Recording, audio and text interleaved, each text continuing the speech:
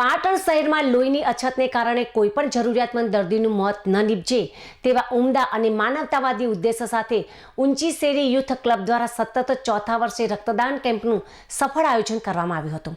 પાટણની SK blood બેંકના technical સહયોગથી આયોજિત આ કેમ્પમાં યુવાનો અને સ્થાનિક રહીશોએ ભારે ઉત્સાહ દર્શાવ્યો હતો.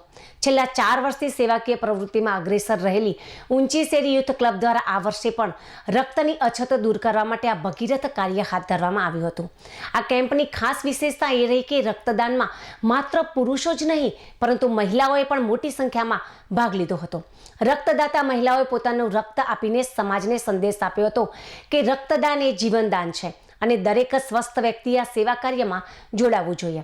દિવસભર ચાલેલા કેમ્પમાં અંતે કુલ 55 જેટલી બ્લડની બોટલો એકત્રિત કરવામાં આવી હતી. આ એકત્રિત થયેલું લોહી આગામી સમયમાં થેલેસીમિયા પીડિત બાળકો તેમજ ઇમરજન્સી ઓપરેશનમાં જરૂરિયાતમંદ દર્દીઓ માટે આશીર્વાદરૂપ સાબિત થશે.